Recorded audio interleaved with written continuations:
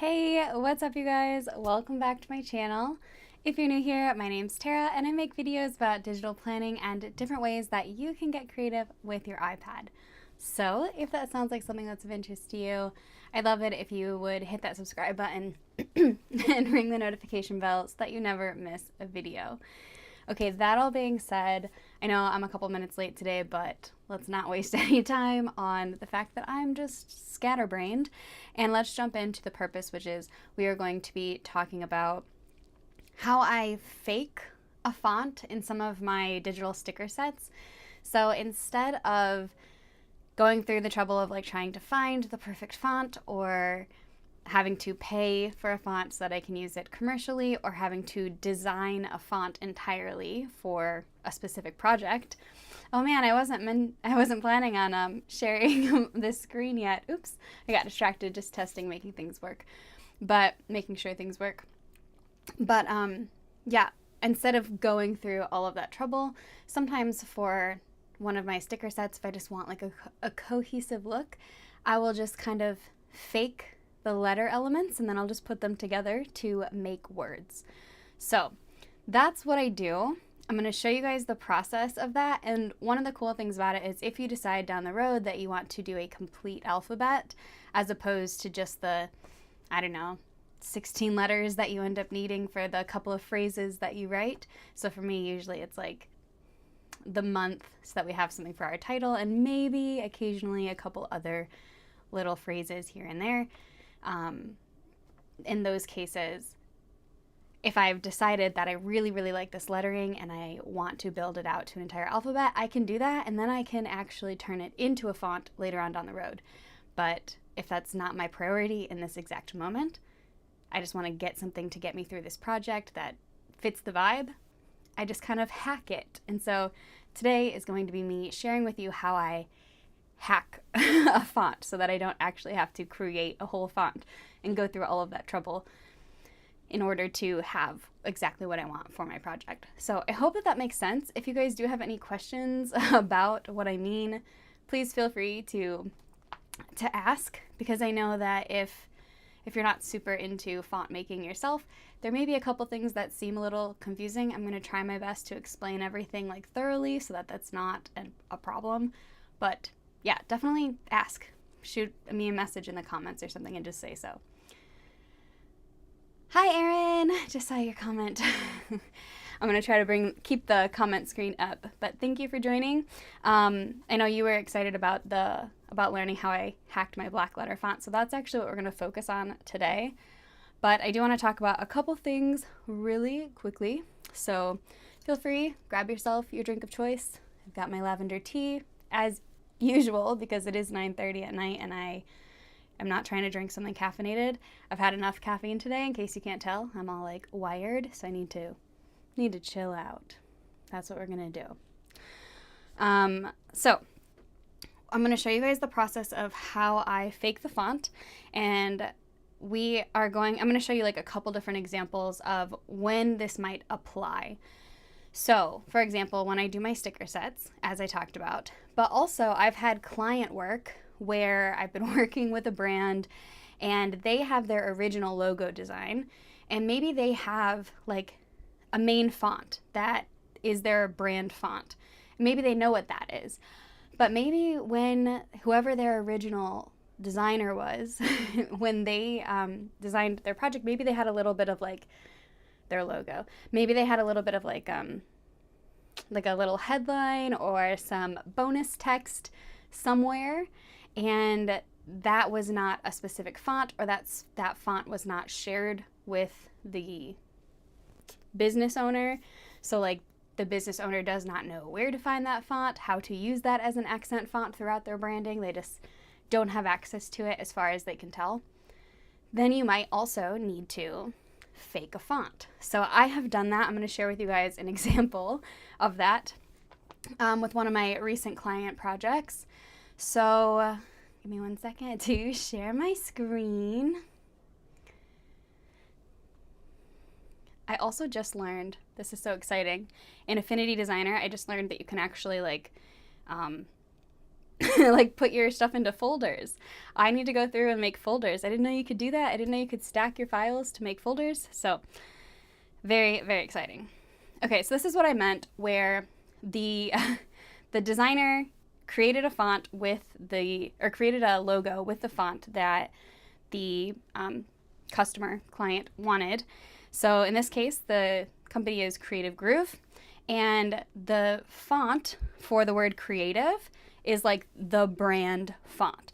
That is what she is using all the time as her brand font. She didn't know what the font for Groove was here, and so I was able to actually search this one. This is just a basic font. This is Oswald, so you could find this, like it's in Squarespace. It's easy to apply to like a website and make sure everything's consistent. It is a basic font that you can find in a lot of places. I think it's also on Canva, so like that was convenient enough. However, the issue was this lettering down below, the Remix Your Life. She, to her knowledge, had no idea if the designer used a font or just hand wrote this or kind of faked a font like the example I'm about to, or like the process I'm about to show to you guys. So I tried to do like a reverse font search. I'm pretty familiar with a lot of fonts, but I could not find anything that matched this exactly. So we weren't able to go in and then purchase this font for use on future future projects that she wanted to have like consistent branding. So I decided to work my magic and kind of fake a font for the rest of her projects that I've continued to work on for her. So this is one example. I had to come up with all the extra letters to make it match color outside the lines. And the process that I go through today is going to show you basically exactly how I did that. But I studied the anatomy of the font, which we're going to break down a little bit soon. And I just started to pay attention to like, okay, I could copy the R, I could copy the E, but it would give me the specifics of how wide each letter needed to be, how tall each letter needed to be, the thickness of the line. I could pay attention to the different humps and like the different peaks and valleys. I don't know. And that's really helpful. I could take a look at the U here or the Y, and that could help me form like a W or letters. Basically, you can take bits and pieces and see how you can build them together to make a font that actually looks like or make letters that actually look like they are part of that same font. So hopefully that makes sense.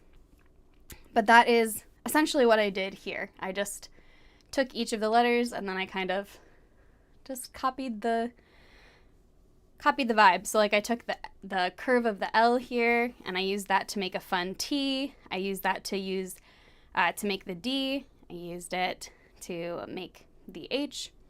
So lots of fun ways to take what exists and then get creative building a font from that. So hopefully that makes sense. This is a banner that I created for her actually, and I've seen it in print. And because I do everything digitally, I never see stuff in print, and it's just like makes me so happy when I see physical products. I never see them, so it brought me a ton of joy. Anyway, I then had to design a new logo for her for a different project that she's working on, and it needed consistent branding with what she already is doing. So here is an example of a few different options that we worked with, but I used that font here, the fake font, right, to pretend to make a new font. So same thing, copied elements of the letters and then built them out to create a font. Now I can't type with this, but I have the shapes of the font. If I wanted to create a full alphabet, I feel like I could do that. I could build this out and do the whole alphabet and then I could turn it into a font. But I'm not going to do that because as much as I wasn't able to track it down, I don't know if this actually like belongs to somebody. So for me to turn this into a font and then sell it feels really icky and I don't want to do that. But to create a graphic that matches her existing branding, that is fine. Okay, so I hope that makes sense. A couple other examples that I've done. So I'm going to jump into this month's stickers.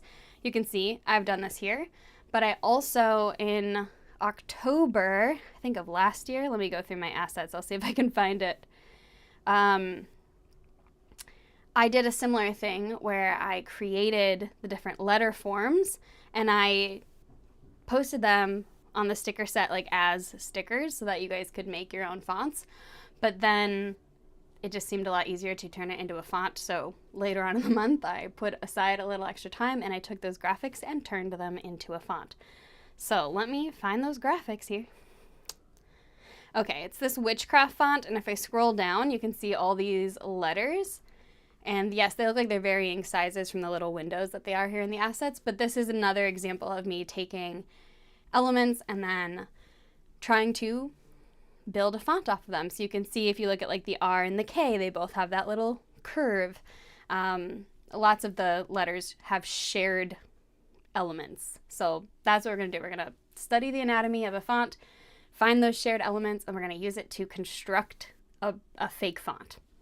Okay, so to look at that really quickly, I have, we're not going to go into detail. I'm not going to sit here and give you like a whole masterclass on font anatomy, but a few things that I want to draw your attention to that I did talk about in my previous font making videos. These were, oh, hi, Sally. You're good, don't worry. So the things that we talked about were like the X height, which is like the middle line. And then I know you guys can't see my mouse. And as far as I know, maybe there's a way to draw in here. Can I draw? What's this? That's a camera effects. No, okay. I don't think I can draw in here. So I'm just going to use visual cues to direct you. But the X height is that dotted line that is running above where the Y, the P, the O, the G, like all of these meet. That's the X height. This is like, it's your lowercase height, essentially. And then the baseline is the baseline where all your letters sit on top of, where they're perched. And then there's a cap height at the top of your capital letters. And then just above that is the ascender height. So this is where like the stems of your H, your L, your D, where these letters that have the little stems that go up, those ones are going to be your ascenders. And then anything that comes down, like a Y or a G or a P, these are your descender lines. So they're gonna hit that line at the bottom. So this is important when you're making a faux font because you need things to look consistent. So this is how fonts are designed. This is how you can, you know, pretend that you're making a font.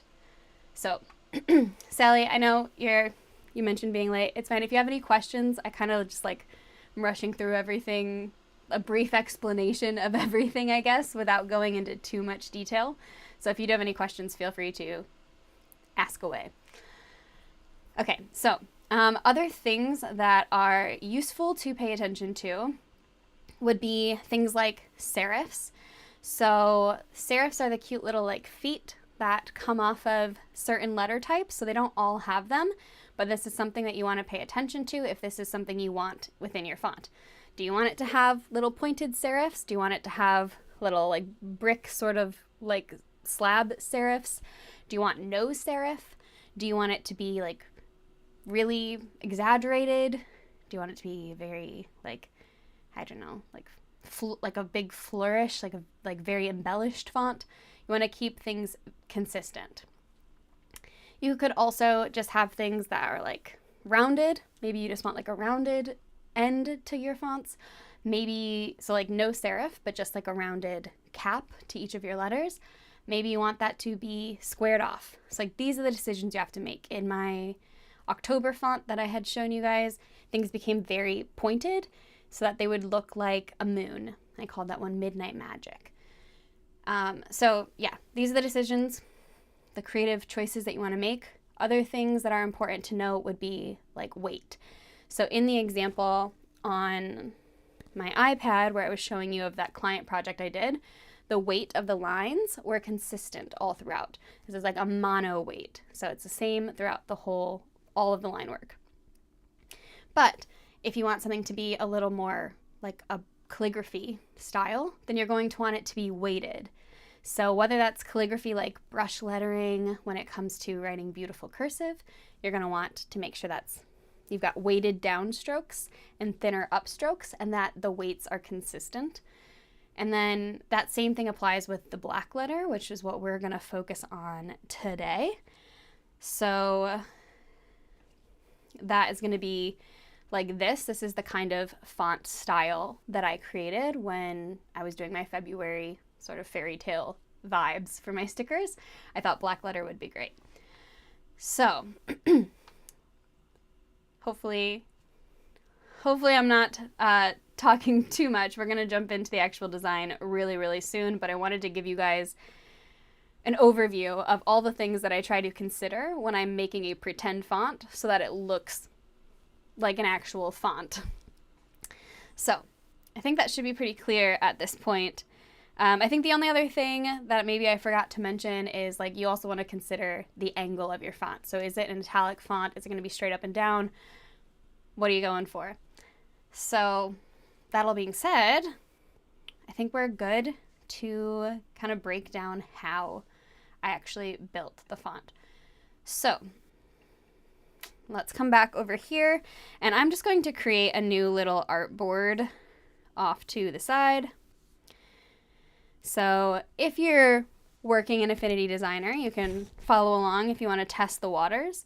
But if you are working in Procreate, because I know a lot of people are Procreate users in general, you can absolutely do this in Procreate. You're not going to be able to turn it into a font unless you then go and vectorize all of the designs that you did, because you need vector files in order to make a font. But you can follow along and make faux lettering if you want to do it this way. Yeah, I mean, you can do that.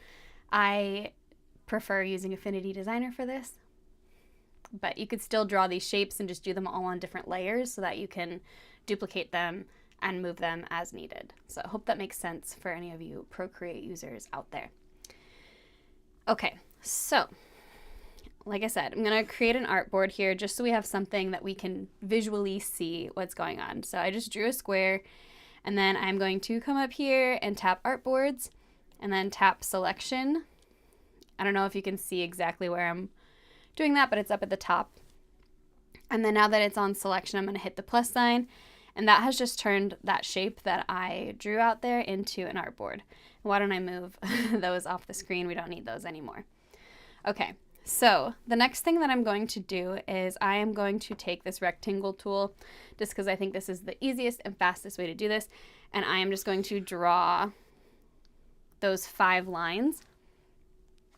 So let's give this a fill, like a black fill, and I'm going to put 2 fingers down to duplicate it, and duplicate it, and duplicate it, and duplicate it. Okay, and now I'm going to arrange these. So I do like to have my ascender and my cap height really close together. And I can take a look at some Blackletter fonts like on that page before, and I can kind of study some of these elements before I commit. So we can come back here and you can kind of look, for example, this one that I have selected, or maybe let's open up the standard Blackletter here. And you can kind of see like the D actually doesn't come up as high as the ascender for the T, but the L does and the K does. And then basically it looks like the cap height and the ascender line are the same, so I might even just kind of copy that. And then there are no descenders in this, so I might have to look at another example of like fonts that have a descender. So for example, this one that says hi, words are really hard, Gothic alphabet. This one's a lot more fun.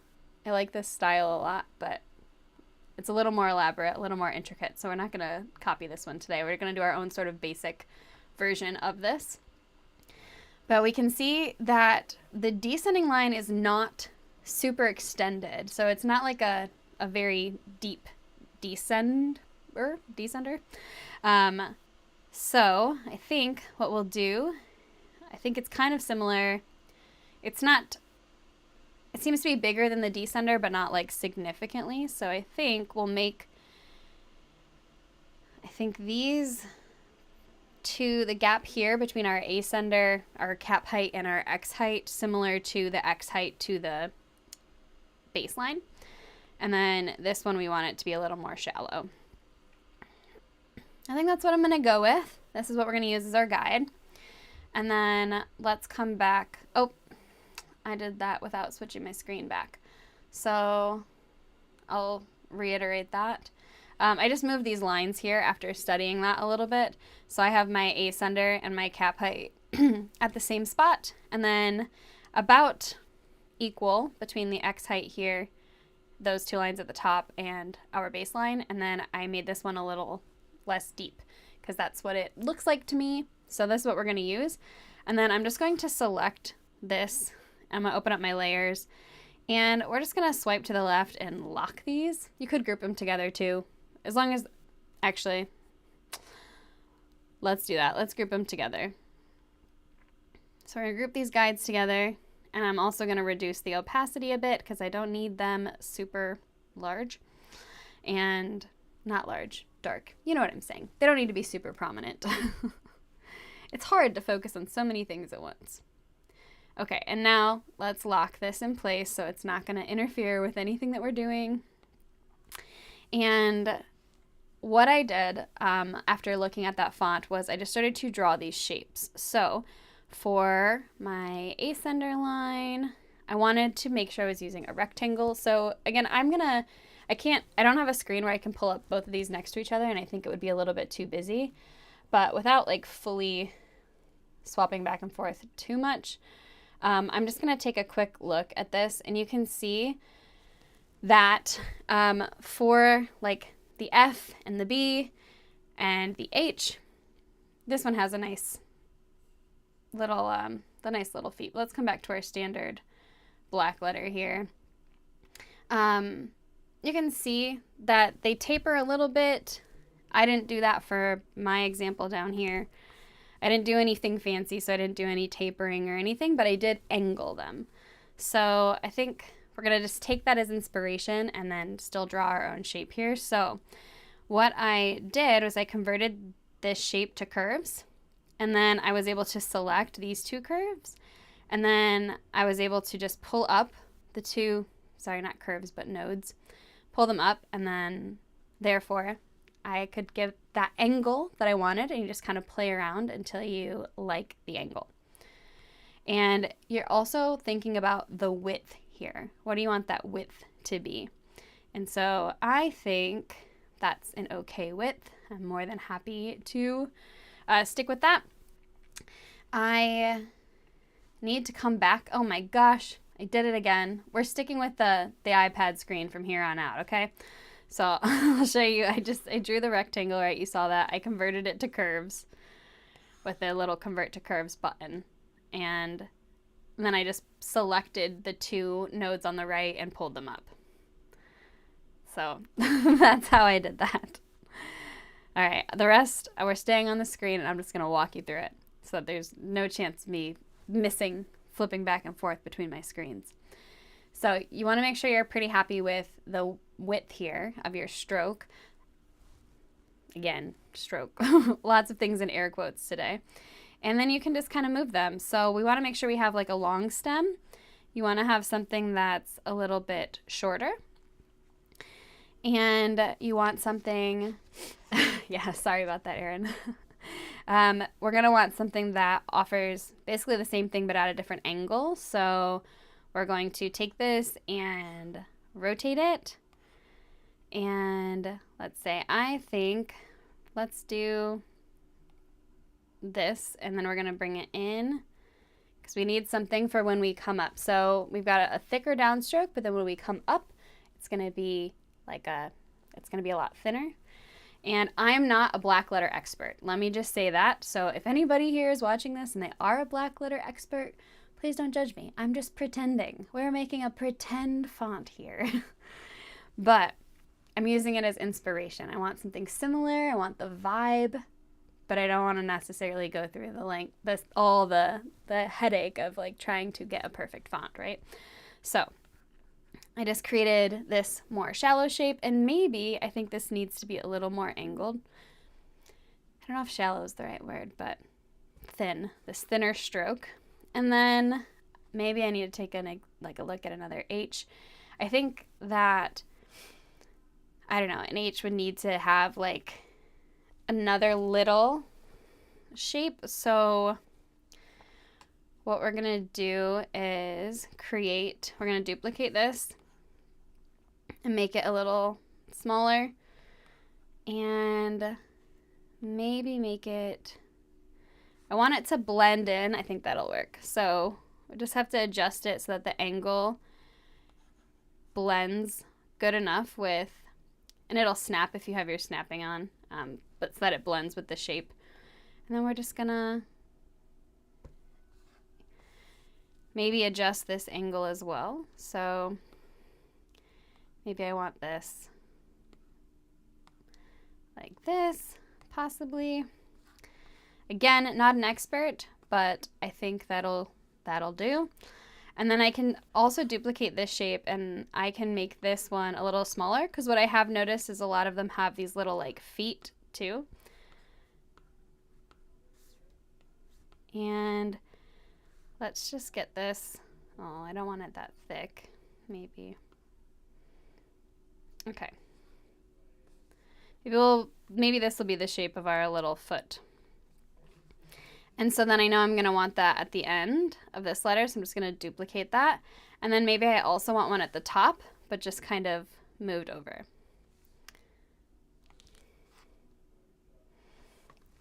Cool, so we have an H looking shape, but I almost think maybe this one needs to be narrower. I don't know, what do we think? No? No. I think if I was doing something that had like a little more of a curve to it or something, that maybe I would add some more special kind of flourishes, but we're keeping it simple. We're not going to do anything too crazy. So I did something kind of similar here, but instead of having them off to one side or the other, I had it like centered. So in hindsight, I'm realizing like this shape here probably should have matched what I did here with this P, but it didn't. So just ignore me. But yeah, I probably would have done that differently if I were to do it over again. So you just want to try to make sure that you're consistent.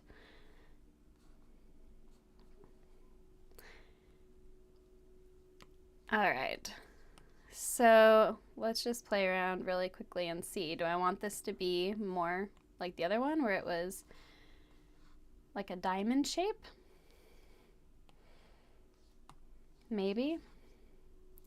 I think I moved my background. Whoops.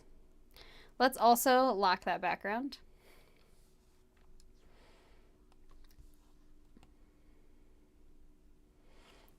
Okay, I think I kind of do like the diamond, so let's just duplicate that and move it over. But I am going to keep that H like that just for funsies. Okay, so then what I would do is I would just probably group this together, but I'm going to need these pieces again, so I'm just going to duplicate them and pull them over. And let's group this one. Also, if you know you're done, and you're 100% sure, you can come up here to your Boolean operations and you can add them together. But don't do that if you think you're still going to want to make some edits later. So just in case, we're just going to group. But when you're done, you can absolutely add them together. Okay, so move that one out of the way. And let's think like, what other letters can I make from this? So I can, let's duplicate this one more time. I can remove this piece here. Oops. But I can duplicate this one and maybe bring this over. Hi, May. And I just kind of want to think like, how can I make a B work? Now, again, you can refer back to an example that you have if you're feeling stumped. I think maybe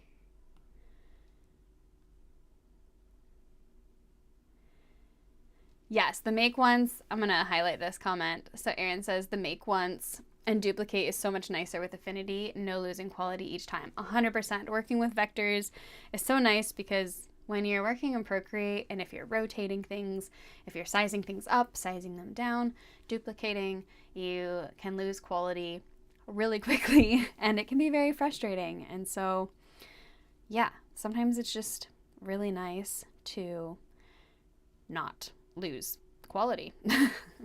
Okay, so what I'm doing here is I just duplicated that thinner stroke. So again, you just want to reuse elements, and I'm just going to kind of drag this over, and what we're probably going to do is make this a little bit shorter. And what I might do is even start to adjust some of these other angles so that it is consistent, like with where I want that stroke to be. And I could do the same here with this shape. So I can bring these up. I'm just like, I don't know, adjusting the nodes until I get a look that I find desirable. Again, when you're making a faux font, it's not like an exact science, because you're just trying to do something that gets you by. Unless you're doing it for a client, then take it more seriously. But when I was making this for my stickers, I just wanted something that was like medieval-esque. I wanted that vibe. Great question, Erin. So are there certain letters that I prefer to make first? I do often start with H and O. This is something that I learned when I was originally learned spacing for font in general. And so a lot of times if you make that O, you can use that to build so many other lowercase letters. So you can use it with your A, you can use it with your C, your D, your B, your P, your Q. You can use it with so many letters. So starting with an O is really helpful. Starting with an H is helpful. You can use that to help you make your B, your K, your, L, obviously. Can help then with your D. It can help with so many letters. It gives you a good base starting point. So I do often start with my H's and my O's, and then I try to build something consistent off of that if I am starting from scratch. But there are also times that I will just doodle in Procreate until I find like a font style that I like, and that could be really random. And then I'll go into Affinity Designer and I'll start making the vector versions. And then at that point, it doesn't really matter because it's all thought out. But yeah, if I'm starting from scratch and I want to get ahead of things, I usually start with H and O. Okay, let's see. We've got H and B. I actually think this B looks pretty good. Like, I'm content with it. So I'm going to figure out what else can I make from this that is helpful. So I'm going to grab my move tool and select all of these, and I'm going to duplicate them again. I'm going to group this set, and you can move things over, you can hide them, whatever you want to do. When I'm making like the whole thing, I'll usually like work in a really big space, and then I'll just size them down and start grouping things together. I don't necessarily this isn't how I would normally go through a whole font process, because it's just the faux font process. But like I said, once you've pretend made a font, sometimes you're like, oh, this is so cute, I want to make it a real font. And then you have to go through the whole font process. But you have to do it working with what you have. Okay, so we've still got our elements here. In order to make this a P, I'm just going to select these. Wow. Tara, be careful. Select these 3 pieces. And we're just going to pull them down, and I'm going to put one finger down. And I actually realized that I'm not following my guides. I got carried away. Okay, so this would be like our P. So why don't I go in and fix my guide? Where are my guides? Where are my guides? Oh, up here. Okay. This middle one needs to be higher. Okay, so I can see this P doesn't actually match it.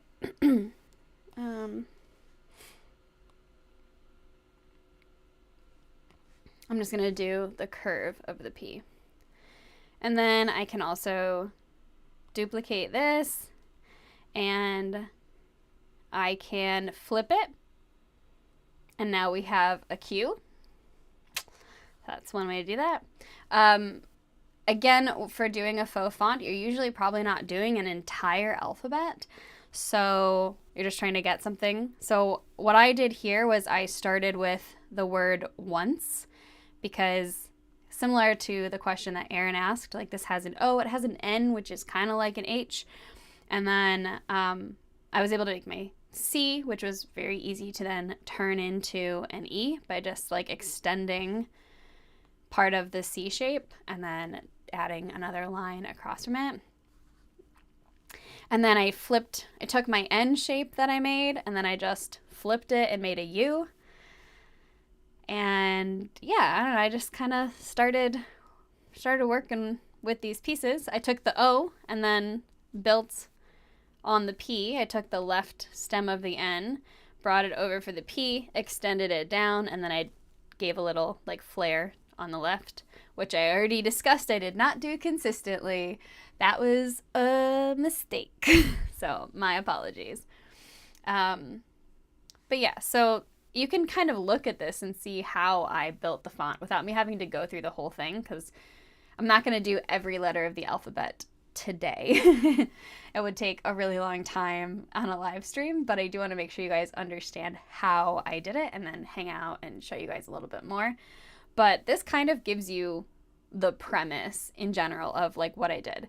For this particular Blackletter font, because the capital letters are way more detailed and way more intricate most of the time, I decided I didn't want to do I didn't want to do a whole capital font. So there are no capital letters here. I only did some lowercase letters. But yeah, you can see this. Excuse me, this took me, I don't know why I'm coughing so much today, but I don't like it. So we have 1, 2, 3, 4, 5, 6, 7, 8, 9, 10, 11, 12, 13, 14, 15, 16. I don't know, there's like less than 20. There's like 16 different letters. Yeah, there is a lot to think about, but I'm showing you guys like a Blackletter font. So Sally said that she's learning there's a lot to think about. There's a lot that you want to think about to keep things consistent for sure. Like I said, you know, making sure your widths are consistent, making sure that your heights are consistent, the angles, etc. But that's one of the really nice things about making a faux font in Affinity Designer when you're just working on a project, because like Aaron said, you can just duplicate things. Like it's so simple, so you can just retake those elements. I will say that doing a Blackletter project like this is, for me, this is way more challenging to like making a faux font. Not challenging in the process, but just more time consuming. And also it is something, like it's a style I'm so unfamiliar with that being able to put together a whole font did take a little bit of extra creative thinking, because I don't think of letters in this format. So it was definitely a bit different. But in reality, I really only made like 16 different characters as opposed to doing 26 lowercase, 26 capital, all of the symbols, all of the letters. So it is like a major time saver if you just want to get something and get it through. You don't have to make a whole font. You just need to get that vibe for a few words. If I only did February, like then I only would have needed 8 letters. So it's a nice little hack, right? It's not meant to be a replacement for making a font necessarily. This is just a way to hack your design to get the vibe. Do you know what I'm saying? So anyway, so we've got a P, we have a Q, we have a B. Obviously, we could take our B and we can turn that into a D. So let's duplicate this and then let's flip it. And if you ever find that like some angles look a little bit funny, you can always change them. Maybe you want this D instead to come like this, which were like some of the examples that we saw. before when we were looking at things, they like went that way. That's kind of a fun little approach. Actually, some of them even had them like all turning inward. So if you wanted to go that route, you could take this and flip it. You'd have to obviously do it from the beginning. You wouldn't want to do it at the start. And actually, I wouldn't do it that way. I would do it with this D that I already resized. I would duplicate that, flip it, and bring it over. And then you've got your letters coming in like that. I would do the same with the B if this was what I was going for. But again, you want to kind of make those decisions as early on as you can so that you don't have to constantly go in and fix all the ones that were consistent with that. Does that make sense? If you can, anything you can figure out from the beginning is going to make it so much easier to stay consistent throughout. Yeah, okay. So let's say we wanted to turn this D, for example, into, I'm going to move some of these out of the way. But let's say we wanted to take this D and make an A. I have these grouped together, so this new D is in the same group with another D and these elements that I just duplicated because I was getting sloppy and everything was already grouped. So I'm going to ungroup that all. And then this can be grouped together. I want to keep it clean, you know? Yeah, the raven would be anything I think like sort of a little creepy and Halloween-y would be really nice, like any ghost stories. This reminds me so much of like Scotland. That's the vibe it gives to me. Oh, this H is just the extra pieces. So I'm gonna copy this one since we decided to change this. I'm gonna paste one, bring it over here, just make sure it's the right height. So this piece here is just a bunch of spare pieces. This one is a D. So let's group it together because it's already done. And then if we wanted to make an A, I would probably just extend this down and bring this down. And I might honestly just change some of these nodes here, just bring this up. And then I've made an A. And I think one of the common things with Blackletter fonts is that so many of the letters look so similar. It's not my favorite style to read. It makes my head hurt. But, you know, it fit the vibe, so I had to do it. Okay.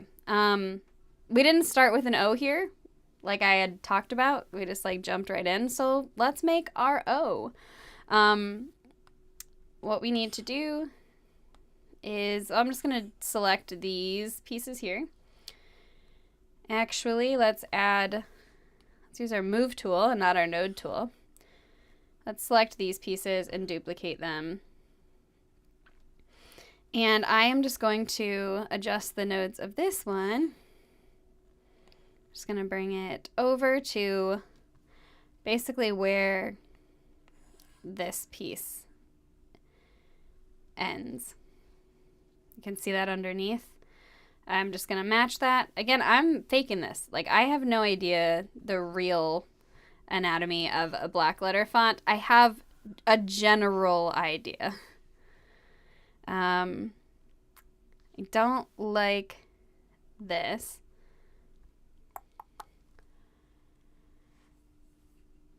Yeah, but Erin. So Erin said, she said it's more readable as a title or headline font instead of a full body font, maybe. 100%, I fully agree with you. But there was a time where they used this lettering. Like, they would carve this lettering into slates. I don't know what they would use to carve that. Could you imagine? But like, you can go and you can see like full scripts with this font, and it is so hard to read. It just looks like a bunch of little like cuts in the stone. Oh my goodness. There was a time. It's not it's not how they well, it's not really highly used that much anymore, just for fun aesthetics now, but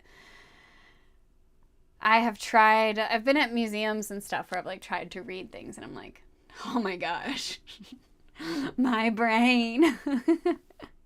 Yes, title fonts are always so much more fun. Okay, so what am I doing for this O? I'm not loving the O.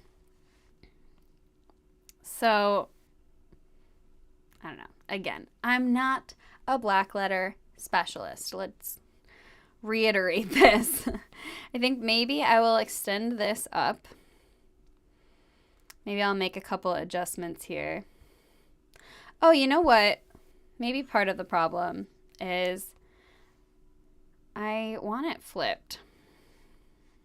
I mean, it doesn't change the shape really, but it doesn't. I know that, but I just think that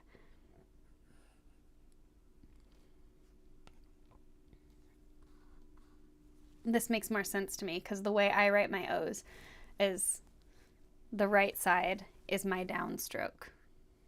Is that true? No.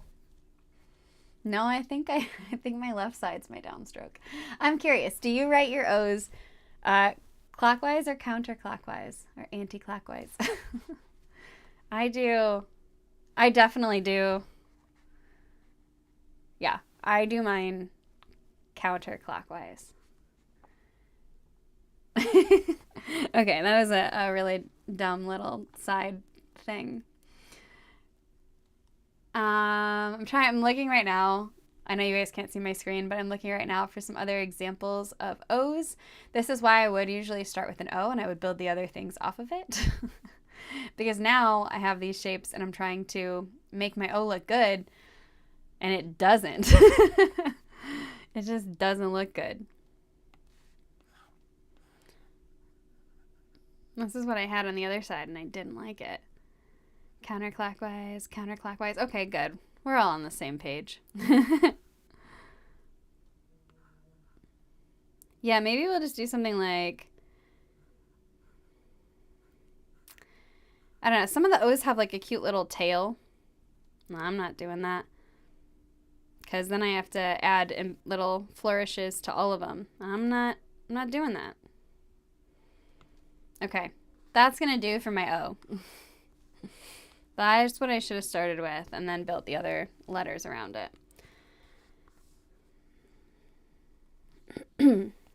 Okay, let's group these together.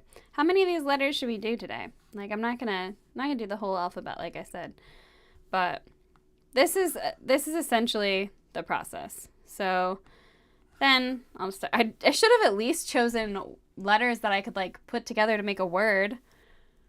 Now okay, we're gonna do the word happy. Just so that I actually create a word, because I feel like, what am I even doing? Okay, so I'm gonna move this guy over. Those should have been grouped together, my bad. Whoops. Move this one over. Oh, we're gonna use this for the Y. I'm gonna flip it over. I can see it. Wait. Okay, let's flip it, bring it down, and I'm gonna get rid of this guy because we don't need it. I'm gonna duplicate this one and flip it. I want it to end with a very thin little line, thin little stroke there. And I'm gonna bring this note in.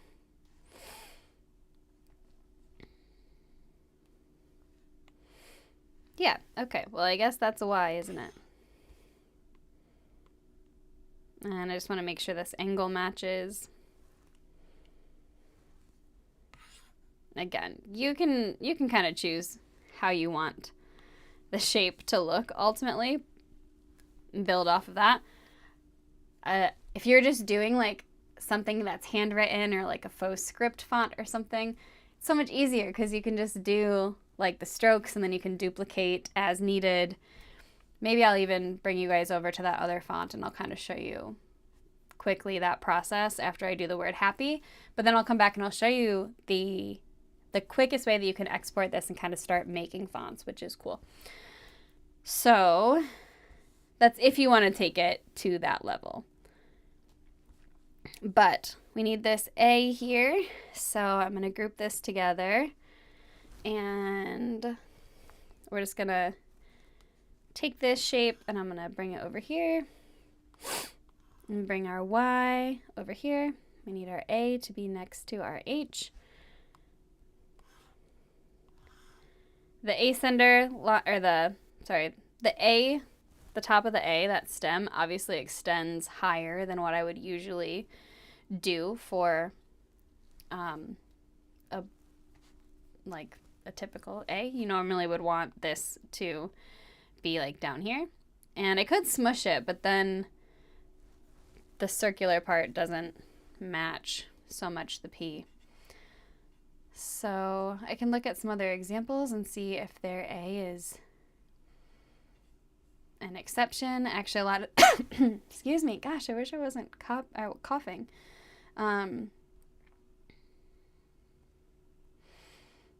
I think I see what some of the A's are like. Some of them do, oh wait, let me undo this and bring this back up. Some of them bring this like down, and let's make this even. And then, I don't know, maybe we'll extend it just a little, not too much. And duplicate this, make this really thin. I should have used like one of the ones that was already there, but just give it like a little bit of a flick. I don't know. Still not what I want. Again, Blackletter is not my forte. I just needed to get by. What did I do for these ones? Oh, I did shrink down. I did shrink it down. Well,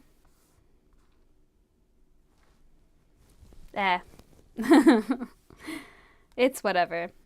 Again, this is just for show.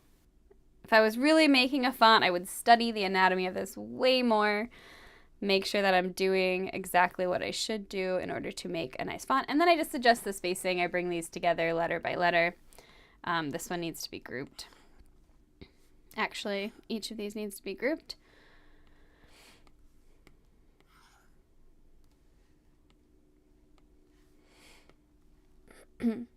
If you're curious about learning Affinity Designer, if you've never used this program before, I teach an entire course about how I make all of these beautiful digital stickers so you can learn to conquer all of these crazy little steps that I'm doing so quickly, and I'm sorry.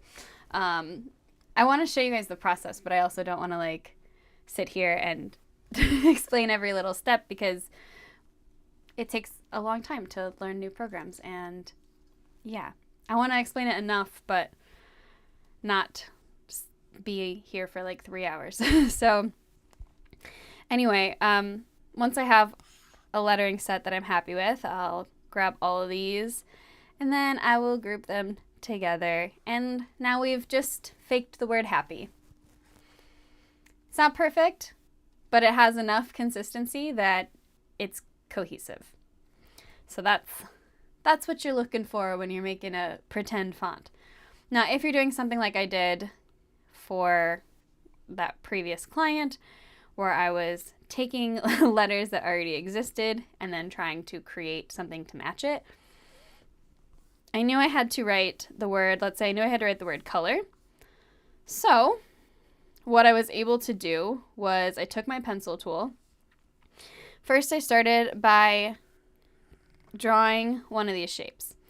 Okay, so now I need to add a color to my stroke so that I can see this, and I need to play around with the stroke width until it feels like it matches. That's pretty good. And I'm gonna grab my nodes and I just wanna make sure it looks like it needs to be a little bit bigger. So I can see that now that I've centered that. Let's put it right right there. And then I am just going to delete extra nodes. That one probably was the wrong one to delete. Let's delete this one. And then we're just going to adjust this curve. And we're going to copy this shape. So remember, this is already her brand, and I just have to try to make something consistent with her brand. Okay, so this is an E. Now, there isn't an E in the word color, but there is a C. So basically, what I'm going to do is take the letters that are the same or close to, and I'm going to draw them out since they're all on the same plane here with the same baseline. And I'm just going to, you know, line everything up. And I can see that there's not like one perfectly consistent stroke weight here. So it is possible that the original designer did not use a font. Like I said, I searched and could not find it, but you could have just written these out and then tried to go from there. Okay, so I know I need an L. You could try to just like make all the letters, just make them consistent.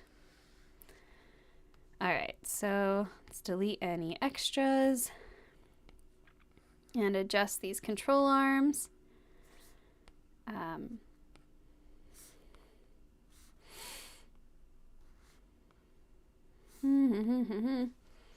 going to delete that one and I try my best to clean these up so that we don't have too many unnecessary nodes. Plus, then it just makes the line a little smoother. And we need an O. Of course, we need an O. Okay, so this will be the last letter that we copy. And then we can make the word. So, again, deleting any excess. Cleaning this up. Well, May, you're welcome to join the course anytime. I would gladly have you. I don't have any live sessions on the books right now, so I did design the entire course to be done live, but of course that comes at a little bit greater expense because I have to account for the hours that I'd be spending doing the live sessions each week. But I did go ahead and create like an evergreen version of the course that's available with or without me to do the lives, but I took the live recordings from my beta launch where we just had like a small group, and I uploaded the replays. So even though I'm not there to live answer questions, you can always email me or reach out to me in any way that you know how, and I'm happy to answer those questions. I also have a payment plan that makes it only $15 a month. So try to make it affordable and accessible. I have paid so much money for courses, and I know I could probably charge way more for this course, but I also want it to be accessible. So the reason I'm offering one without the live component is because it does make it so much more affordable as well. So for people who want to learn this process, they can. Yeah, so that's that. But the live replays do exist in case you want to see what questions maybe a couple other people had asked during the beta launch, or just kind of see me go through more steps of, I do a lot of like live explanations of how to draw shapes and the creative ways that I would approach things and how I troubleshoot issues and what happens. So even though sometimes lives have a little bit of dead air or a little bit of somewhat wasted time, I think for the most part, seeing things done in real time is very helpful. At least for me, that's helpful for me. So if it's also helpful for you, that's helpful for you. Okay, so just to be clear, we are going to bring all of these over to make a word. And you want to make sure that they stay in line. So I'm going to hold one finger down so that happens. Oh, and not size anything. So holding one finger down so that it snaps. I need this C to come on the side of the O. I need to bring this R over, bring this O, but duplicate it. So I'm holding down 3 fingers to keep it in line and to duplicate it. And sliding this one over. And just lining those up. And then, whoops, shouldn't edit that. I'm going to come in here with my node tool, and I'm going to pop a little node where I think that that E can end so that it becomes a C. And I'm just going to grab the actual end of that E, and I'm going to throw it away. And now I have a C. So then I can just, oops. I'm going to select these one by one so that I don't mess with what's underneath it because I didn't lock any of that. But like now we have the word color. See? That's it. That's it. I resized it a little bit, but that's the process. That's how you do it. You just fake the font. And that was obviously like a lot faster. I mean, I know I was tracing a font that already exists or some lettering that already exists, and you wouldn't do that if you were like selling a font. Definitely don't do that and claim something as your own. But I needed to create something that was like consistent with her current branding. So that was my way of hacking that and then working with the elements, the bones of what was already there, and recognizing, okay, this is what the curves look like. This is the height, these are the widths, and just trying to match it to the best of my ability. So I hope that all makes sense. And then let's jump back to, sorry, I forgot how to get out of the stack. So we're going to come to this, and I'm just going to show you. I'm going to ungroup this section here. Whoops. Ungroup. And then just make sure these are grouped. So this is grouped, this is grouped, this is grouped, this is grouped, this is grouped. Honestly, what I would probably do at this point is just, if I know I'm not editing anything anymore, I'm going to add them together because then they're just one shape and they're not like a whole group. So if I come in here and I turn the nodes on, you can see that this is one shape. I can't move the rectangles separately anymore. So hopefully that makes sense. What I need to do now is then export each of these different letters. So obviously I don't need both P's, but let's select 4 of these, and then I'm going to come to my export persona. Actually, we're going to grab the slice selection tool in the left corner, and I'm going to do that same thing where I just select the 4.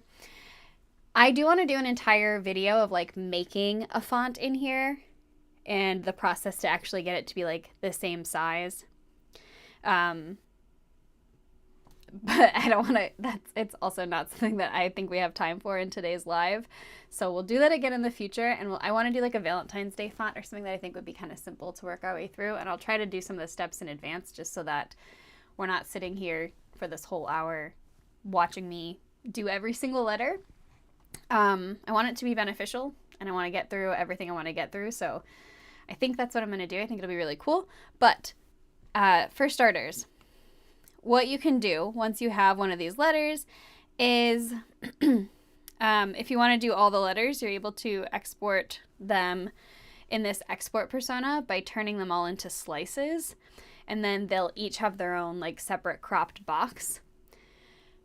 But there will be a little hack I'll have to show you on like how to get them to export all at the same size. Again, not a thing for today, but what we'll do instead of using the export persona, because I'm just going to show you very simply. What we're going to do here is we can select the letter H. You can see I have that selected. We're going to export this, and you want to make sure it's on SVG and that it's on selection only. So that's just going to export the space where that H is. And we're just going to tap OK. And then you can save this. Excuse me. So I really wish I wasn't coughing. I'm just going to save it to my downloads. and I'm just going to call it Blackletter H, just for ease here. And then we can come to our iFont app here, and obviously if you were making like a whole new font, then this would all be blank. This is just one of the fonts that I've been working on, but this is a lowercase h, so you would come to the letter in your new document, and you would need to copy. So let's open our files. I forgot a step. So you'd have to open your files and open up this Blackletter H, and then you're going to have to copy it. Please tell me this is going to work the way it used to. Wait, I'm lying. You need them side by side. It's been a long time. So you can just drag this in, right? No, is this going to go wrong? Is this not going to work? Oh, there it goes. Okay. It's because I had the thing on the screen here. So I just dragged it in, and then, like I said, there's a whole process to making sure that it all comes in at the same size. But if you have your guide set and you just want to do it one by one, you can just make sure that you have, you know where your baseline is, and you know where your ascending, or not your ascending, but your cap height is, and then you could size them all individually. There's a hack. I'll go through the whole process next time. Oh, Erin, I explained the export persona in my course. One day, if you ever decide to take it, I go through that in depth, because that is where the money is when it comes to one of the best things about not designing stickers in Procreate anymore. The export persona is like 90% of what makes designing stickers in Affinity Designer the best process. The export persona is amazing. You can do a similar thing in Adobe Illustrator, but in Adobe Illustrator, it costs a ton of money, and the iPad version is garbage. As much as I love Illustrator, the iPad version is garbage. So Affinity Designer solves both of those problems, and you can use, it's just so convenient. You can do it from your iPad. I love it. But yeah, the export persona works very similar to the way that you could do it in Adobe Illustrator. So it's really nice. So anyway, yeah, that's how you make the font. If you wanted to make Blackletter fonts and you wanted to use iFont Maker, you could design those, and then you could start exporting them separately, and you can just put them into the iFont Maker app, and then you've got your fun letters. That's it. Easy peasy. Obviously, I've got my other H here because I'm not going to delete it and ruin this file that I've been working so hard on, that I'm hoping to release soon. But yeah, that's fun, right? I think I want to do, like I said, like a Valentine's font, and do a live stream of this and try my best to get it all into one. So I'll have to do, maybe I'll show how I'm doing letters A through E or something, and then I'll show you the export process and how I get them all into this app, and then maybe I'll give away the Valentine's font for free. So yeah. Yes, absolutely. The Adobe costs so much money, a stupid amount of money, especially when Affinity Designer is so affordable and does 95% of what, it does 100% of what I need it to be honest. The only thing it doesn't do, I guess, is image trace, but you can do that for free with Adobe Capture. It doesn't cost any money. And then you can just take that SVG and you can put it into Affinity Designer, and your problems are solved. It's magic. It costs nothing. Well, Affinity Designer costs a little bit, but it doesn't cost a lot. So anyway, now I've gotten to the point where I'm just kind of babbling, but I love Affinity Designer. It is the best thing if you are trying to get into doing any kind of fun design work that you feel like Adobe is overpriced, which I love Adobe. It's overpriced. I write it off as a business expense, and also I follow the whole tell them you're going to cancel, and then they give you half price. So that's helpful, but it's still too expensive. It's still too expensive. I don't even know why I keep it, to be honest. I very rarely use it. But every now and again, every now and again. Very rarely. I am an Affinity Designer girl through and through. Does anyone have any other questions?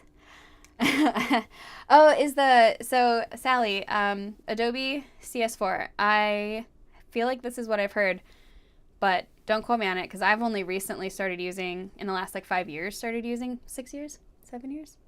Oh my gosh, what is time anymore? 2019, I think, is when I first downloaded Adobe Illustrator. I think, and it's when I first started dabbling in font making. There are easier ways to get into font making than using Adobe Illustrator. I will just say that. I've talked a little bit about those already, but Adobe CS4, I won't know exactly which one that is, but is that the one that you bought one time and then you got to keep it forever and you didn't have a subscription? Because like they used to do that. I don't know how long ago, but they used to do that. And now it's all subscription based and it's so much money. It drives me crazy. My tea is cold again. All right. I guess that's all that I have for today. I hope you guys enjoyed this. 20 years old. 20 years. And I'm sure like it still works. Like it was an advanced program then. Like I'm sure there's still plenty you can do with it. I don't know. I mean, now it's got all the AI stuff, so I've never used it, but there's a lot of AI features now in Adobe. Canva now owns Affinity as of, like a year ago? Just about, probably. I think that was when I made my video about it. And I don't love that, but as far as I know, so far, it hasn't really affected anything. It makes it so that it's more accessible in schools.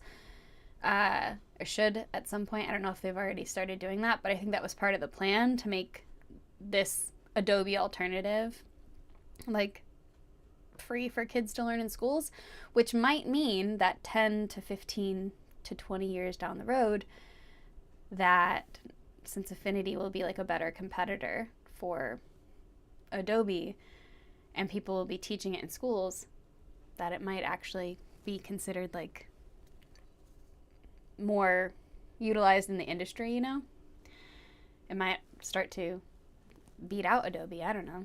Adobe's been like the leader in the industry for so long professionally, but I don't know, like it does. Affinity is very powerful, especially for what it costs. Yeah, it's a one-time fee too. So just like how Sally was saying a long time ago, she was able to get Adobe for, you know, a one-time fee and just keep it. There's no subscription. That is Affinity. I'm really hoping that stays that way because obviously Canva is a subscription, but yeah. Oh, I see. Oh, yeah. Wait, so Jessica, you said Affinity also bought Canva. I thought it was the other way around. Canva bought Affinity.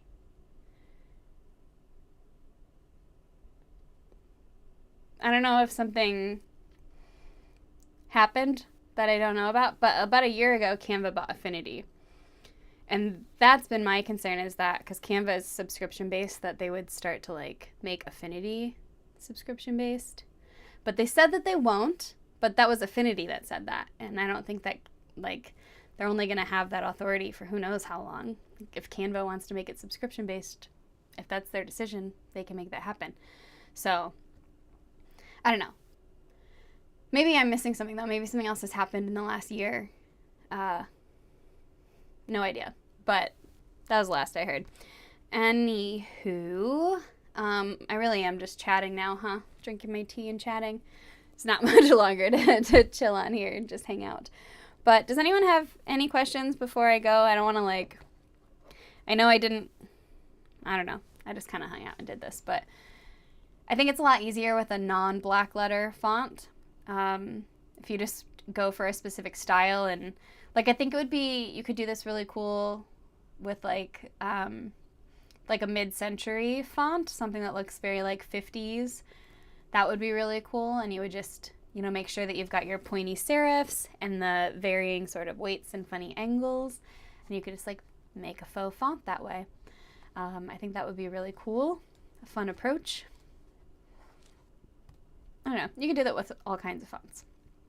But yeah, just thought I'd babble a little bit while I wait to see if any questions come in. But I think we're probably good. So thanks for hanging out. I appreciate you guys being here. And I'll see you guys in my next live.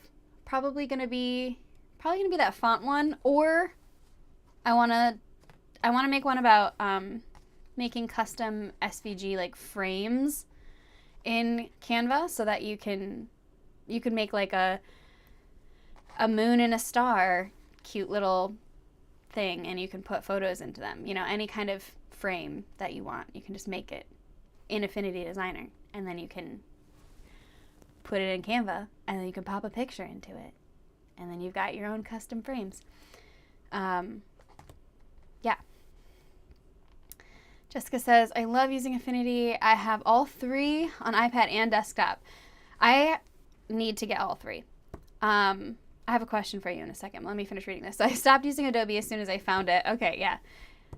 Okay, yeah. I think it is the other way around, but I am open to being corrected if that's not the case. But I'm pretty sure, because I made a whole video about it a year ago. But things can change. But yeah, so I agree. I should have stopped using Adobe. I'm with you. It's just like every now, I still like it, but why am I paying for it when I have this? You know what I mean? And I think the barrier to entry is just so much higher. Like, not even just the cost, but also when you're learning it. Like, it's so much harder to learn, I think, than Affinity Designer. I think if you learn Affinity Designer, then, oh, thanks, Jessica, that's so sweet. I'll just highlight it out of love, but thank you. Yeah, I don't remember what I was saying. I got distracted by the love. Thank you. Yeah. Okay. Oh, Jessica, I do have a quick question if you're still here, if that wasn't like a goodbye. You said that you love using Affinity and you have all 3 on your iPad and your desktop. So how often do you use Affinity, oh my gosh, Publisher? Is that what it's called? It's like the version of Publisher. I think it's called Publisher. Is it called Publisher? Should I check? I've got it on my iPad. I've done some, yeah, Publisher. So I've done some of my recent planners in Publisher, and I really like it, but it crashes on me all the time. Do you have this problem? Like, if it didn't crash on me, it'd be perfect. But it crashes. Sometimes it crashes when I've made the whole planner, the whole file, and then it's like, I try to export it, and then it just keeps crashing, and I'm like, why?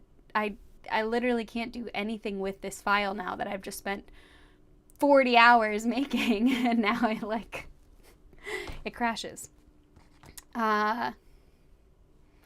Anybody else have this issue? That's my only complaint, because I think it's a brilliant program, and it's so nice to be able to do it from your iPad, but I have like a heavy-duty iPad too, so it's not even like I have a small iPad, and it's just overpowering it. It just crashes. Crashes all the time. Open to suggestions. And I haven't used Photo yet. So I bought Affinity Designer like a long time ago, and then therefore I don't have like the whole bundle of the 3, but I did do the 180-day trial. There are 180-day trials for these projects too, or products too. So anybody who hasn't ventured into this world, you can do a 180-day trial for free before you actually start purchasing things. They're so generous. Okay, I guess I'm going to wait a second longer to see if Jessica replies. I don't want to end the live and not get an answer, but she also may be gone because she said, I love your lives, Tara. Thanks. That could have very well been a goodbye.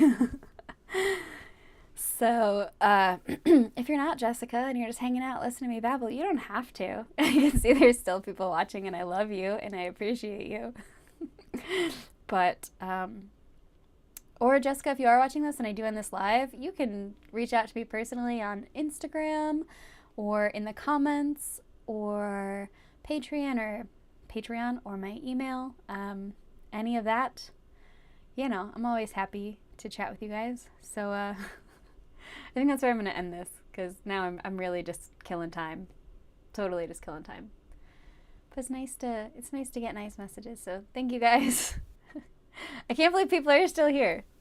I really love you. So much love. Okay. I'll see you guys soon. Bye.